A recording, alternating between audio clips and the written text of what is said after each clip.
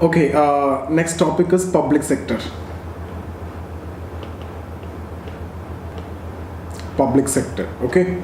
So you can divide this into three, and we can see we have already discussed about departmental undertakings many times when we have discussed about budget also, especially in the revenue receipts, etc. We have discussed about these PSUs, departmental undertakings, etc. Okay, so broadly, when you talk about public sector, you can classify this into departmental undertakings.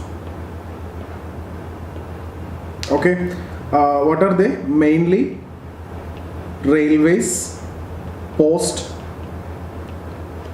okay, and then the non-departmental undertakings. That's where mainly you talk about PSU. Okay, so some of them registered under Companies Act. So you can write non-departmental undertakings, or PSUs in bracket you can write. Okay, so registered under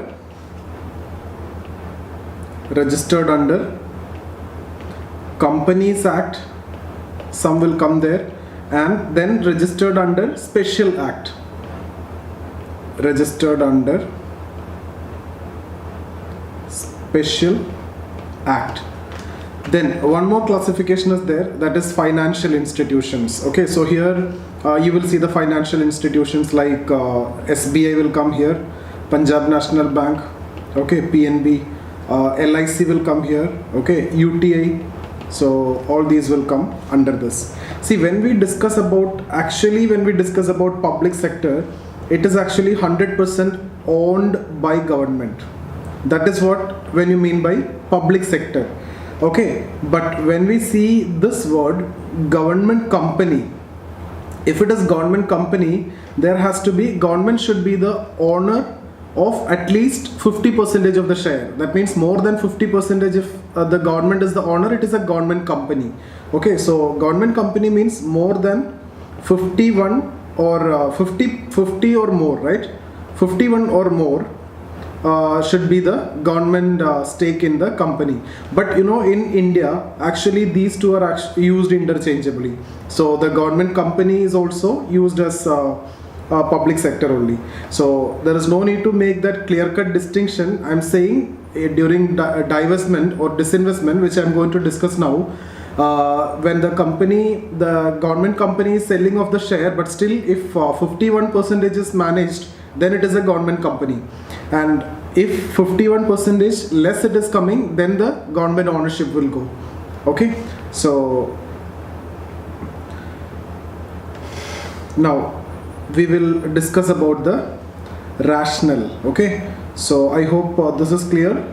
We divide into three: departmental undertakings, railways and post; non-departmental undertaking, or generally PSU, which are registered under Companies Act and Special Act; and then financial institutions. Okay, so next, the rationale behind establishment of PSUs. Why PSUs were established? So we discussed about this in the discussion of planning also. Yesterday also I have told you, like we were focusing on, after the second 5-year plan, we gave focus on heavy industries, right? So if it is heavy industries means coal, cement, iron, etc. Okay, so coal, cement, iron, etc. So firstly, you know, there are choices like private sector can come, and then public can also come. But what is the problem with private sector? Private sector, that time I'm talking about 1950s. Okay, so especially during the second 5-year plan, so immediately after independence, not capable. Private sector was not capable for this huge investment. Okay, because why not capable? No finance. Firstly, no finance, and no technology also. No technical know-how, no finance. Secondly, there is non-willingness also. Why not willing? Not willing is because of the risk associated with this. There was no prior experience, then risk is there. Also, a long gestation period. If you need to take the profit, it will take long period. Okay, and then one more reason is there. It was actually not desirable also in the private sector. Why? Because once it is established in the private sector, there is a possibility that it may get monopoly, and that monopoly is not actually considered as desirable. So that is the reason why the main rationale behind establishment of public sector undertakings. So it is preferred in the public domain. Okay, so these are the main problem. Firstly, fund is not there, technical know-how is not there, then they were not willing. At the same time, it is not desirable because of the social reason, may take monopoly on that. Okay, now that is a rationale behind establishment of PSUs, and then now you can also discuss about the objectives of PSUs. First one, to develop an industrial base. Just write there, to develop an industrial base. So the second 5-year plan, if you see, it is based on heavy industries. So industrialization is considered important, and if you see the developed countries, they all are industrialized countries. So industrialization is considered as a prerequisite for development. So that is the reason why to develop a very rational and vibrant industrial base is considered very important, because it will solve the problem of poverty, inequality and all the existing social problems. At the same time, it will lead to development of the country. So that is the reason why the main objective, to develop industrial base. Second, employment generation. Employment generation. Third, which is again very important, that is balanced regional development. Balanced regional development. So if you see most of the PSUs which were established, it was actually in the backward regions, basically for the better equation, to balance that regional development. Then next, each and every point is important. Import substitution. Import substitution, also you can write export promotion. Import substitution and export promotion.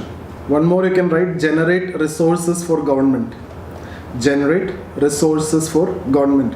So if you remember, in the chapter of budget, we have discussed that one of the most important sources of receipt is actually the profit of PSUs, and it has been considerably and consistently increased. Okay, now assessment. We will see assessment till 1991, and we will see the reforms in PSU also after 91, along with new industrial policy. Okay, so assessment, when you talk, we achieved all the first 4 that we have discussed, right? Import substitution to an extent is there, export promotion is there, poverty to an extent, okay, employment generation was there, balanced regional development to an extent is there. So almost all achieved except the last one. What was the 5th one? Generating resources for the government. Okay, so in fact during that time till 1991, if you see the performance of PSU, it was not that efficient, okay, and it was loss incurring. So it is because of loss and or it is because of inefficiency there were losses. So actually that 5th objective was not met. It was not able to generate resources for the government. So the reason why it was a failure is because low efficiency and losses. Now what are the causes? We also need to see the causes behind this low efficiency or loss. First one, you can write there, administered price mechanism. I'll tell you what is it. Administered price mechanism. That word itself will tell you what is administered price mechanism, right? So the prices of products of PSUs will be fixed by government. That is what you mean by administered price mechanism. The prices of the products of PSUs were fixed by the government. Second point, you can write inappropriate technology, location, etc. Inappropriate technology is a problem. Location, I have told you it was established in backward region, and then related to that also problems was there. Thirdly, social overhead cost. Social overhead cost.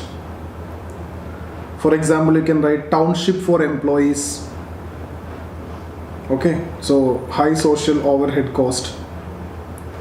You need to develop schools, hospitals, etc. for the employees. That's what you mean by that. Then lack of autonomy and accountability. Lack of autonomy and accountability. And then if you remember, yesterday we have discussed about MOU to solve this problem, right? And it was I told you this was one of the most successful reform in PSU, because after MOU some kind of autonomy was given, okay, between for the PSU. Also it was held accountable, okay. So that was a problem. Lack of autonomy and accountability. Then overstaffing.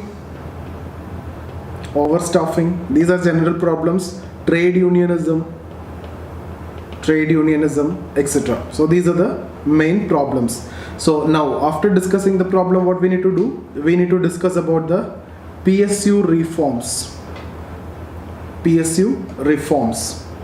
So the first and the most important one that we discussed yesterday already, that is new industrial policy 1991. It has to do a lot of things with industry also, right? It is basically talking about disinvestment. Okay, so loss-making PSUs should be go for disinvestment, so that you can generate fund for the government. At the same time, private participation will increase, so the professionalization will come into picture. The private expertise will come. Second, de-reservation. This also we have discussed. Okay, de-reservation. BIFR, we have discussed this yesterday, to revive the PSUs. BIFR, MOUs. You can also write professionalization of management.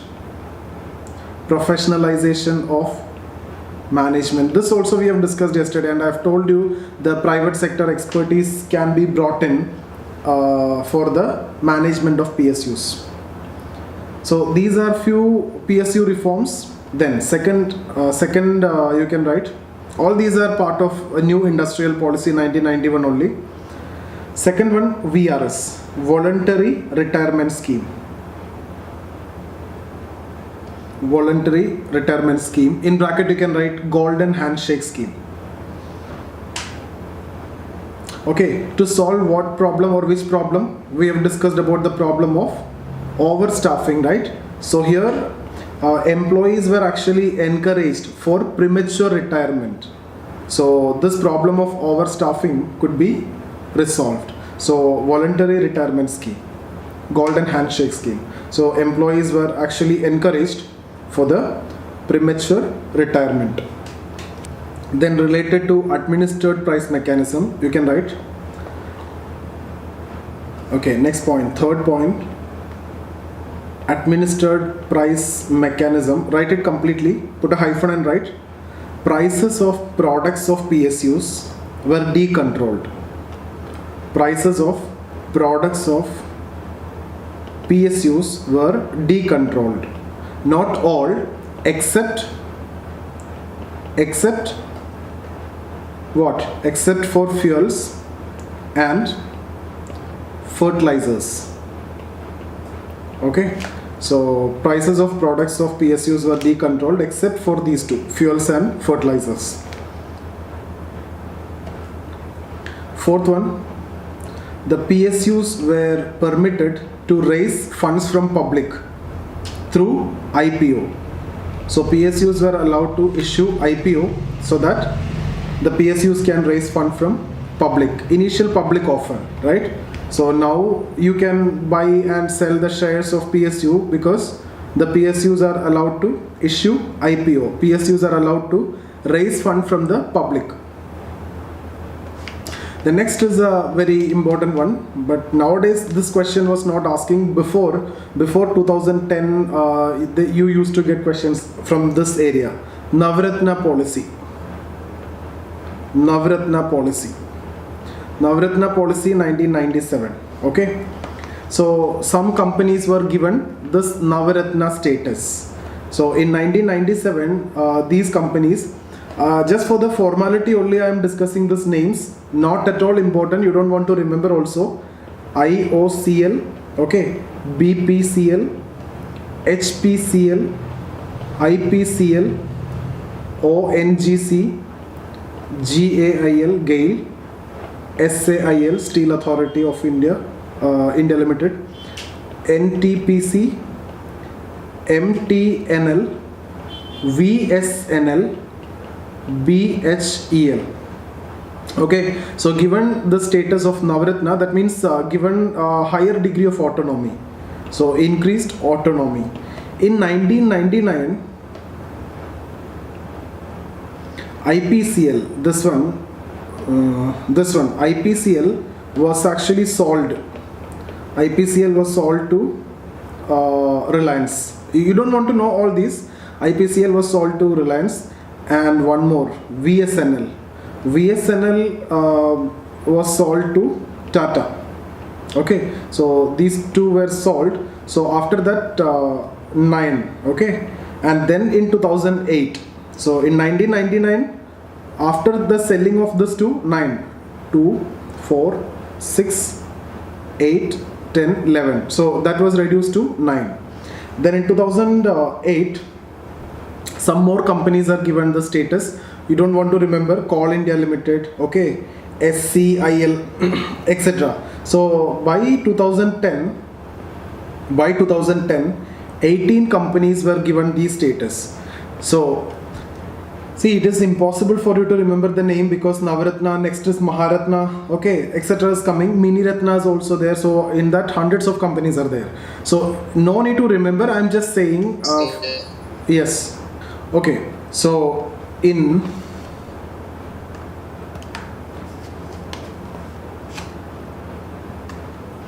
so out of this, 1 minute, in 2010, okay, some of the Navratnas were shifted or given the status of Maharatna. Okay, so now you can write Maharatna as the 6th one. 5th one you have written as Navratna, so 6th as Maharatna.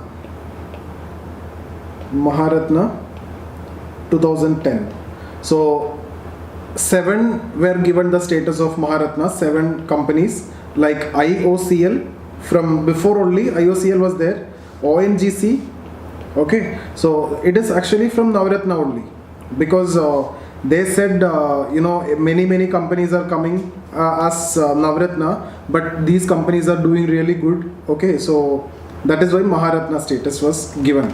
So 7 companies, so IOCL, ONGC, then GAIL also, okay, GAIL, SAIL, BHEL, NTPC, I think all these are from the first only, and then Coal India Limited, CIL. Okay, so now if you see 17 Navratnas are there, not Maharatnas are there. Okay, so 17, it was increased to 17. Then Mini Ratnas also is there, so you can write it as 7. 7th one, Mini Ratna. This was in 1997. So 73 Mini Ratnas was there. There are some conditions. First one, positive net worth. Just write the conditions. Positive net worth. Net worth means asset minus liability. So asset minus liability should be positive. So this is one condition. Positive net worth. Okay. So net worth means asset minus liability. Second condition, profit in previous 3 years. Last 3 years there should be profit. Third one, profit of more than 30 crore in any of the 3 years. See, the third one is not that significant, because if the company is in profit, it will be definitely more than 30 crore. So this is not a big deal, but these two are very important. Anyway, both 3 are important. So based on this, there were 2 categories. There were category 1 Mini Ratna and category 2 Mini Ratna. In category 1 Mini Ratna, all the 3 conditions has to be satisfied. 1 plus 2 plus 3. Okay. Now category 2, 1 and 2, these 2 are satisfied. Okay. So only this two is satisfied, this not. So what do you think? Where will be more? More will be in category 1 only, because most of the companies will have this 30 crore for sure. Okay. So under this 56 companies are there. Here only 17. The reason I have told you, if it is a profit, mostly it will be greater than 30 crore. 30 crore is a very, very, very less number if you see the public sector companies, right? So here these numbers are again not important, I'm just saying. Now if you see the performance of PSUs in 1991, the profit was 3,000 crore in 91. Okay, after the reforms, now if you see, there is a significant contribution in the receipts, right, in the budget. So it's around 1.5 lakh crore now. Now about 290 PSUs. Okay, so in which 70 are in loss. These numbers are not important. It may be next year, it may be 80. Okay, it may vary. So the 70 is making around 30,000 crore loss. 30,000 crore loss. So if you see the net is how much? 1.2 lakh crore is the net profit from PSU. Net profit from PSU. So 2-3 points that you can understand or remember here is the profitability of PSUs increased substantially, so that you can understand from this data, right? 91, 3,000 to how many times it has increased. So it's so huge, right? So if it is 500 times, 500 times, no? So it is 500 times. So 500 times means what percentage? 499900 percentage. So this is actually the percentage increase if you see the profitability or the profit of the PSU. And market capitalization, something we have discussed in the capital market. Okay, market capitalization in NSE and BSE is so high because all these companies are very large size and big companies, and their market capitalization is so high. Okay.